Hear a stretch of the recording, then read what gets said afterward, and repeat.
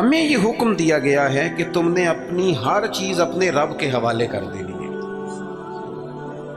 تمہاری ساری کی ساری توجہ اور تمہاری مکمل توجہات کا مرکز اللہ کی ذات پر بھروسہ ہونا چاہیے۔ آپ کبھی غور کریں تو نبی پاک صلی اللہ علیہ وسلم اس مضمون کو ہمیں کس طرح سمجھاتے ہیں۔ حضور علیہ الصلوۃ والسلام فرماتے ہیں اگر تم رب پر بھروسہ کرو گے نا تو وہ تمہیں اسی طرح رزق دے گا جس طرح پرندوں کو عطا کرتا ہے۔ کبھی اس حدیث کے حسن پر غور کریں، پرندے کی کتنی تعلیم ہے، کون سا کام سیکھا ہے، گھر سے نکلا ہے تو اسے پتہ ہے کس دفتر میں جانا ہے، اسے پتہ ہے کہ میں نے کہاں نوکری کرنی ہے۔ نکلنا بہرحال شرط ہے، نکلنا اس نے ہے۔ حضور فرماتے ہیں نکلو پر تمہارا بھروسہ رب کریم پہ ہو، جب تم لوٹو گے تو اسی طرح تمہیں روزی دے گا جس طرح پرندوں کو عطا کر دیتا ہے۔ ہم نے نظریاتی بننا ہے، نظریاتی۔ ہمارا سارا دھیان بندوں کی طرف ہے، ساری توجہ مالداروں کی طرف ہے، سارا خیال سیٹھوں نوابوں کی طرف ہے، سارا میلان ہمارا بزنس کی طرف ہے، سارا یہ سارا نہیں ہونا چاہیے۔ ہاتھ کار والے پر دل یار والے، یہ میلان سارا نہیں ہونا چاہیے تھا۔ حضور نے ہمیں سکھایا ہے کہ بھروسہ اللہ کی ذات پہ، بھروسہ۔ اسلام ایک روحانی دین ہے،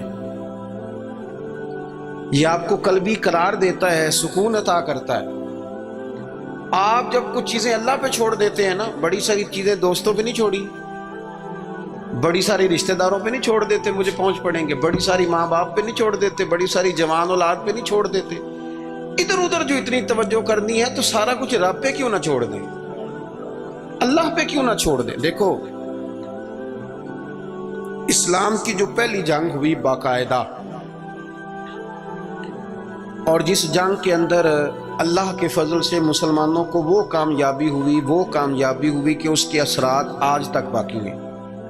میں نے ذمہ داری سے کہا ہے آج تک اس کے اثرات باقی ہیں۔ وہ جنگ کون سی ہے؟ جنگ بدر۔ آپ بولے نہیں جی میں آخری دفعہ کہہ رہا ہوں، بچے بھی، اور آپ دوست جو بڑے ہیں وہ کبھی کام بتائیں بچوں کو تو اشارے سے، چپ کرنے کا اشارہ یہ ہے، اس کو سیکھ لیں۔ آپ بولے نہیں، بولنے سے تو جو چپ کرانے والے ہوتے ہیں ان کا شور زیادہ ہو جاتا ہے۔ آپ میری بات پہ غور فرمائیں، میں بڑی اہم بات کر رہا ہوں آپ سے، اور چونکہ میں تھوڑی تقریر کرنے کا قائل ہوں اس لیے میں چاہتا نہیں کہ کسی چیز کو کہیں روکا جائے، بس بات ہو جائے تسلسل سے۔ جنگ بدر کے اندر تلوار سے نہیں لڑی، صرف نیزہ نیزے سے نہیں لڑا، صرف برچھی سے نہیں لڑی۔ جنگ بدر میں دو نظریے تھے جو آپس میں لڑ رہے تھے، دو نظریے۔ ایک نظریہ کفار مکہ کا تھا، وہ کہتے تھے کہ ہم اونٹ بہت سارے ساتھ لے کے آئے ہیں، ہر روز ایک اونٹ ذبح کریں گے، معاذ اللہ شرابیں پئیں گے، موج کریں گے۔ ان کا یہ نظریہ تھا کہ ایک بندے کے پاس تین قسم کا اسلحہ تھا، تلوار بھی ہے، نیزہ بھی ہے، تیر بھی ہے۔ اس طرف کیا تھا؟ اس طرف وہ 1000 بندہ، یہاں 313۔ اور جب سواریوں پہ سفر کر رہے تھے تو انہوں نے سواریاں ذبح کر کے کیا کھانی تھی، ایک سواری پہ 2 3 لوگ سوار تھے۔ حال یہ تھا کہ 6 زرہیں اور 8 تلواریں۔ اب انسان یہ ذہن میں بات بٹھائیں کہ انسان جب اپنے مقابلے میں طاقتور بندے کو محسوس کرتا ہے تو ذہنی طور پر ہی کمزور پڑ جاتا ہے۔ یعنی بندوق آپ کی یہاں گردن پہ رکھ دی جائے تو بہت بڑا بہادر کہلانے والا آدمی بھی پورا کانپ جاتا ہے۔ جب ذہن بن جائے نا کہ میرے سامنے 3 گنا زیادہ فوج کھڑی ہے اور اسلحے سے لیس ہے، بندہ نفسیاتی طور پر ہی کمزور ہو جاتا ہے، ذہنی طور پر ہی۔ لیکن یہ 312 اور 13 کمزور کیوں نہ ہوئے؟ یہ گھبرائے کیوں نہ؟ جب ابو جہل نے رات کو بندے بھیجے نا، اس نے کہا جاؤ جا کے پتہ کر کے آؤ مسلمان کتنے ہیں، تو جاسوس نے جا کے کہا کہ جناب وہ 313 ہیں، اتنا تھوڑا سا اسلحہ ہے، تھوڑی سی سواریاں ہیں۔ تو ابو جہل کہنے لگا ان سے لڑائی کیا کرنی ہے، انہیں صبح نا گھوڑوں کی اونٹوں کی پشتوں پہ باندھ کے مکے لے جائیں گے۔ یہ خوش فہمی دیکھو، یہ منہ اور مسور کی دال، وہاں لے جائیں گے اور لے جا کے نا وہاں ان سے بات کریں گے، تو وہ جو جاسوس تھا نا وہی بول پڑا، کہنے لگا سردار پوری تو سن لے بات۔ اس نے کہا پوری بات کیا ہے؟ کہا پوری بات یہ ہے کہ ہیں 313 پر سب کا شہید ہونے کا ارادہ ہے، کشتیاں جلا کے آئے ہیں، بندہ کمزور پڑنے والا ایک بھی نہیں۔ اب نظریہ لڑا۔ نظریہ کیا تھا کہ حضور نے فرمایا تھا میرے رب کا وعدہ ہے وہ تمہاری مدد کرے گا، اور پھر وَلَقَدْ نَصَرَكُمُ اللَّهُ بِبَدْرٍ وَأَنْتُمْ أَذِلَّةٌ، اللہ نے مدد کی۔ اللہ فرماتا ہے میں نے تمہاری مدد کی میدان بدر میں، وَأَنْتُمْ أَذِلَّةٌ، تم تو کمزور تھے۔ نظریہ لڑا، تلواریں ہار گئیں، تیر ہار گئے، نیزے ہار گئے، برچھیاں ہار گئیں، اور رسول اللہ نے جو نظریہ دیا تھا وہ نظریہ جیت گیا، بھروسے والے لوگ جیت گئے۔ جب تک مسلمان، میں بڑے درد سے کہتا ہوں ہمارے گھروں میں سیاست چلتی ہے، بچے میری مٹھی میں رہیں، سسرال والے میری مٹھی میں رہیں، محلے والے میری مٹھی میں رہیں، برادری والے میری کوئی نہیں رہتے میاں یہ مٹھی چھٹی میں، کوئی نہیں رہتا۔ مجھے ایک بزرگ کہنے لگے 5 بچے ہیں ایک بھی نہیں سنتے، تو میں نے کہا بابا جی اتنی مجبوری کیا ہے بچوں کو سنانے کی؟ آپ نے جو سنانا ہے رب کو سنائیں، جتنی دیر ان پر دھیان کرنا ہے اتنے نفل بڑھا دیں، ان کو موج کرنے دیں۔ آپ کتنا کو انہیں قائل کریں گے اور کتنا کو مائل کریں گے، یہ تو اسی طرح کا سلسلہ ہے۔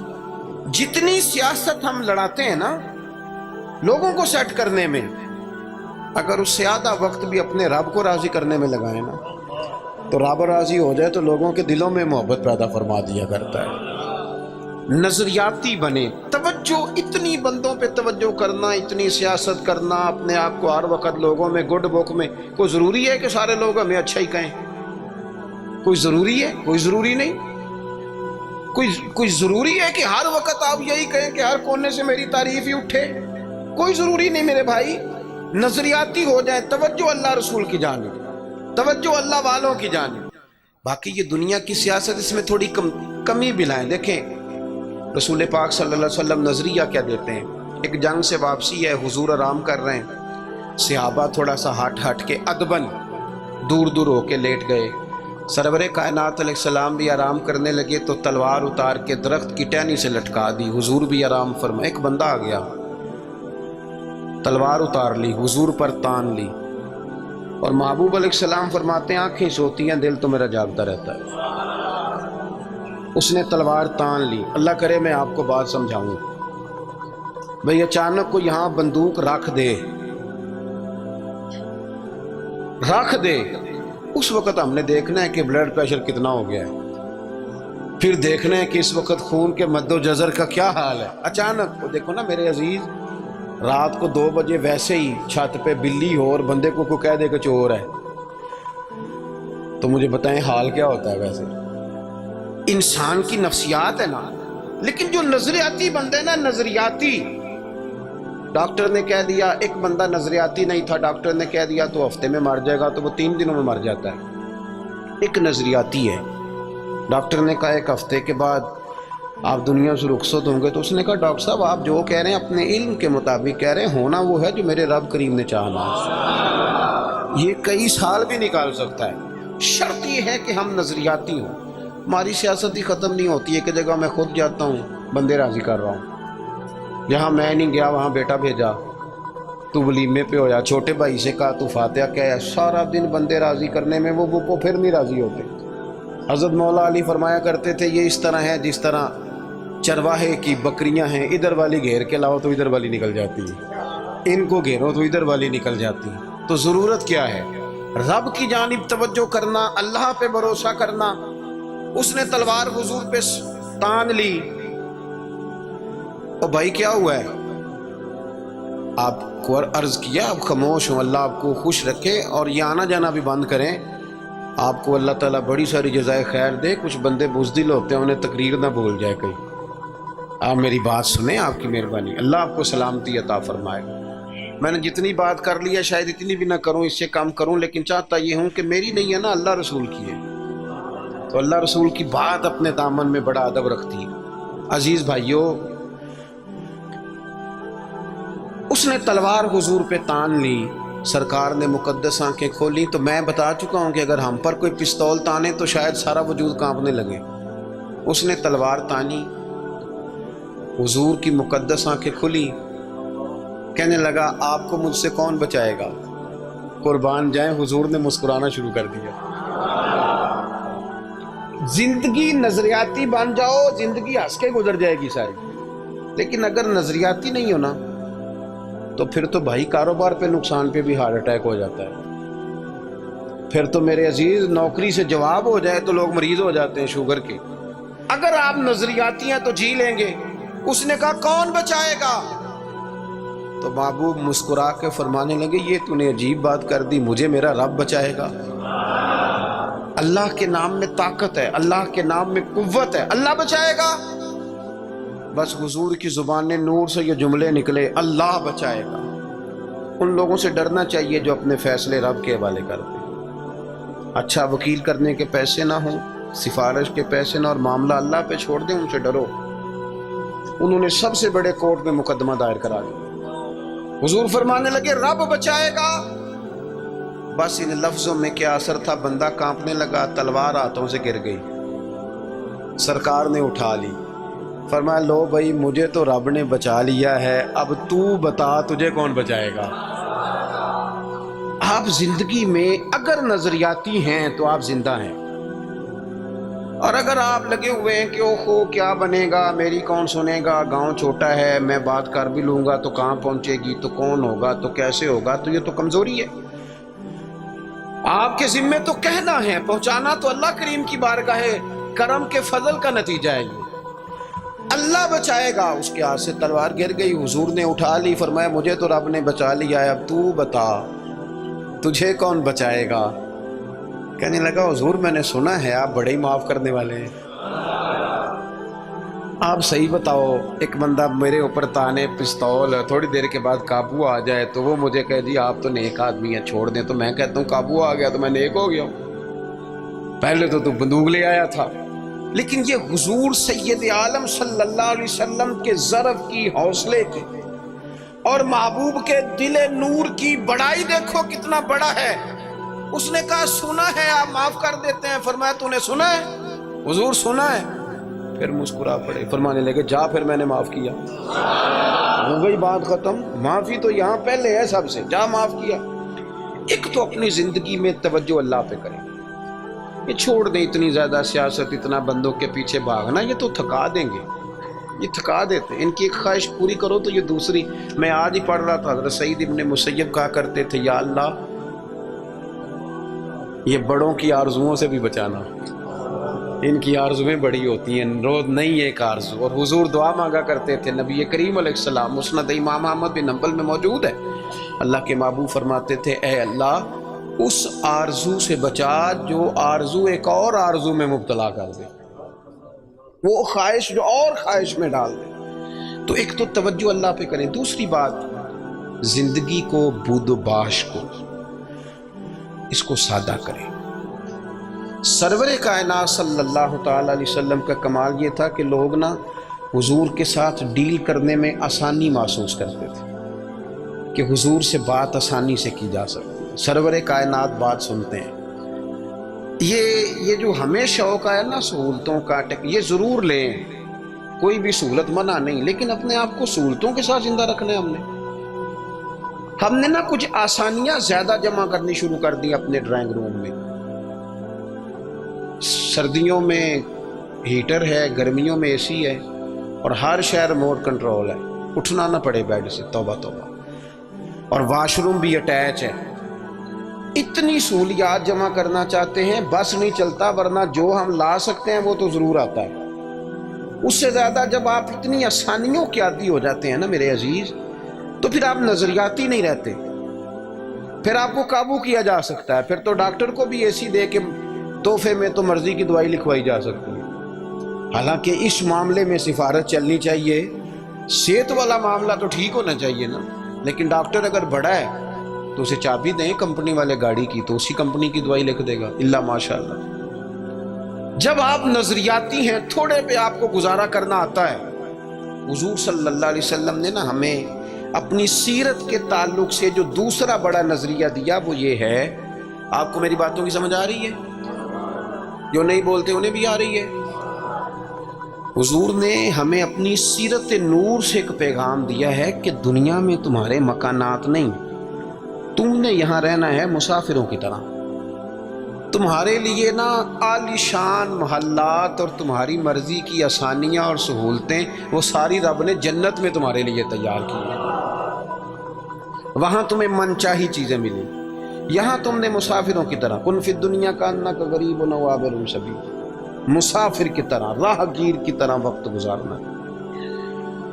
آپ نے کبھی دیکھا ہے کہ بس اسٹاپ پہ جہاں بندے کھڑے ہو کے بس کا انتظار کرتے ہیں، وہاں کبھی کسی بندے نے جگہ خرید لی ہو کہ یہاں اکثر کھڑے ہونا پڑتا ہے تو چلو جگہ تھوڑی خرید لیتے، خریدتا ہے کیوں؟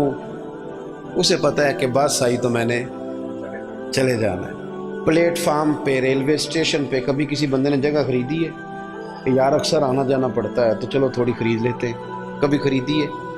ایئرپورٹ پہ نا میں نے یہ دیکھا ہے کہ آپ اپنا بیگ رکھ کے، ہینڈ کیری سامان رکھ کے آپ کسی کرسی پہ جائیں نا، اور آپ واش روم سے ہو کے یا کسی طبی حاجت سے ہو کے واپس آئیں تو وہاں کو بندہ اور بیٹھ گیا ہو تو بندے جھگڑا نہیں کرتے، چپ کر کے اپنا سامان اٹھاتے ہیں دوسری جگہ پہ۔ کیوں نہیں کرتے؟ ان کو پتہ ہے کہ فلائٹ آئی تو میں نے یہاں رٹا ڈالنے کی ضرورت کیا ہے؟ آپ نبی کریم علیہ السلام کی بات کو سمجھیں۔ حضور نے فرمایا کہ تم نے یہاں مسافر کی طرح رہنا ہے۔ مسافر کو 2 مرلے کے لیے جھگڑے کھڑے کرتے ہیں، وہ کچھ 6 انچ کے لیے رٹے ڈالتے ہیں۔ ان کو تو پتہ ہے کہ حضرت اسرائیل نے آنا ہے اور ہم نے چلے جانا ہے۔ اس لیے حضرت بلال حبشی رضی اللہ تعالیٰ عنہ بڑا عرصہ رہے مدینہ طیبہ، 10 سال رہے، انہوں نے کوئی مکان نہیں بنایا۔ ایک حجرے میں وقت گزر گیا، کو بتائے کہ شادی سے پہلے مولا علی شیر خدا کا مکان کہاں تھا، کو بتائے کوفے میں کتنی جائیدادیں بنائی انہوں نے، کہاں محلات تعمیر کیے ان لوگوں نے۔ ان کو پتہ تھا، ان کو پتہ تھا حضرت عمر پر 80 دینار کا قرضہ تھا۔ انہیں پتہ تھا کہ جب حضور آئے تھے نا معراج کی رات تو مجھے بتایا تھا کہ عمر میں تیرا محل دیکھ کے آیا ہوں۔ تو جب حضور دیکھ آئے تھے تو پھر انہوں نے یہاں بنایا۔ یہ نظریاتی بات ہے، اس کو آپ نے سمجھنا ہے۔ ہمارے ہاں یہ ابھی کرونا آیا نا، پینک پھیل گئی، ٹینشن ڈپریشن کے مریض بڑھ گئے۔ آپ نے ناراض نہیں ہونا، زیادہ تر وہ لوگ ٹینشن میں ہیں جو آسانیوں میں جینے والے تھے نا، کیونکہ بندے نے اتنی قیمتی کوٹھی بنائی ہو پھر چھوڑ کے مر جائے، دل نہیں کرتا مرنے کو۔ اتنے پیسے جمع کیے ہوں پھر چھوڑ کے کیسے مرے، دل ہی نہیں کرتا۔ وہ لوگ مسافر تھے جنہوں نے سامان باندھے ہوئے تھے، جب رب کا حکم آئے گا ہم حاضر ہو جائیں گے۔ اب یہ ٹینشن کیوں پھیلی؟ ٹینشن بھی اس لیے پھیلی کہ ہم اسلامی نظریات کو نہیں سمجھتے۔ وہ میرے بھائی وہ کسی اور کا عقیدہ ہے کہ مر جائیں گے تو فنا ہو جائیں گے، اور کا عقیدہ ہے۔ اور مجھ سے کچھ سوالات بھی ہوئے اس دوران۔ دیکھو قبر کھڈا بھی ہے، گھڑا بھی ہے، لیکن مجھے اپنی ڈائریکشن کا پتہ ہے، آپ کو بھی اپنی ڈائریکشن کا پتہ ہے۔ ہمیں کسی کی نا ایک آدھ خامی کا پتہ ہوتا ہے، اپنی تو ساری کا پتہ ہوتا ہے۔ لیکن وہ الگ بات ہے کہ اپنی خامیوں سمیت اپنے آپ سے پیار ہوتا ہے، اور کسی کی ایک خامی دیکھ کے بھی اس سے پیار نہیں رہتا۔ عزیز بھائی، ہمارا یہ مسئلہ ہے کہ اگر تو ڈائریکشن ہماری غلط ہے، کام ہم نے دوزخ والے شروع کیوں میں تو قبر کھڈا ہے، دوزخ کے گڑھوں میں سے گڑھا ہے۔ لیکن اگر ڈائریکشن ٹھیک ہے، حلال حرام کی تمیز ہے، آنکھ پر، زبان پر، نفس پر کنٹرول ہے، پھر قبر کھڈا نہیں ہے، نظریہ سمجھو، پھر تو قبر باغ ہے۔ نہیں سمجھے آپ میری بات؟ قبر باغ میں جاتے ہوئے ڈر لگتا ہے، پریشانی ہوتی ہے، دل گھبراتا ہے۔ وہ جی قبر میں آکسیجن کہاں سے آئے گی؟ میں نے کہا جہاں اماں کے پیٹ میں بچہ ہوتا ہے تب کہاں سے آتی ہے؟ چلیں اس سے بھی اور مثال دیتا ہوں، کبھی انڈا دیکھا جب اس میں سے بچہ نکلتا ہے؟ چاروں جانب کو جگہ ہوتی ہے آکسیجن کی۔ یہ جو بڑے عقل مند لوگ ہیں یہاں سوال کھڑے کرتے ہیں، ان سے پوچھو کہ بچہ تندرست بھی نکلتا ہے انڈے سے اور سونا بھی نکلتا ہے۔ تو جس رب نے وہاں اسے سنبھال کے رکھا نا، پیاری جلد بنائی، وہ قبر میں بھی تیری بڑی حفاظت فرمائے گا، بڑی حفاظت فرمائے گا۔ بارد شاہ نہیں مردے جنہ کیتیاں نیک کمائیاں نے۔ ਨਾਲੇ ਅਰਸ਼ ਫਰਸ਼ ਤੇ ਬਾਂਗਾ ਮਿਲੀਆਂ, ਮੱਕੇ ਪੈ ਗਿਆ ਸ਼ੋਰ, ਬੁੱਲੇ ਸ਼ਾਹ ਅਸਾਂ ਨਹੀਂ ਮਰਨਾ ਏ ਤੇ ਮਰ ਗਿਆ ਈ ਕੋਈ ਹੋਰ। ਤੂੰ ਕੋਈ